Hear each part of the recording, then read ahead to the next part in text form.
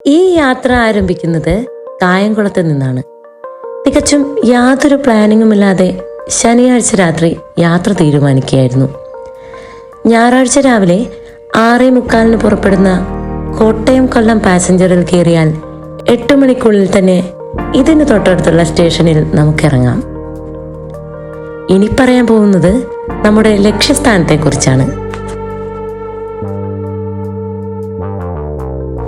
കൊല്ലം ജില്ലയിൽ അഷ്ടമുടിക്കായലിനും കല്ലടയാറിനുമിടയിൽ സ്ഥിതി ചെയ്യുന്ന ഒരു ദ്വീപ സമൂഹമാണ് മൺട്രോൻ തുരുത്ത്. 1811 1815 ഇടയിൽ തിരുവിതാംകൂറിൽ ദിവാനായിരുന്ന ബ്രിട്ടീഷ് ഉദ്യോഗസ്ഥൻ കേണൽ മൺട്രോയുടെ പേരിൽ നിന്നുമാണ് മൺട്രോ തുരുത്തിന് ആ പേര് ലഭിച്ചത്. ഏറെ ജനകീയനും സമർത്ഥനുമായിരുന്ന മൺട്രോയുടെ ബഹുമാനാർത്ഥം മൺട്രോൻ തുരുത്തെന്നും പിന്നീട് മൺട്രോ തുരുത്തെന്നും ഈ സ്ഥലം അറിയപ്പെട്ടു.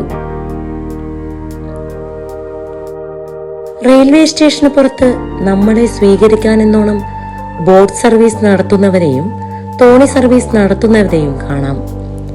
നമ്മുടെ ബഡ്ജറ്റിനനുസരിച്ച് തോണിയിലോ ബോട്ടിലോ എന്നോണം തുരുത്തിലും കായലും യാത്ര ചെയ്ത് മനോഹരമായ കാഴ്ചകൾ കാണാം.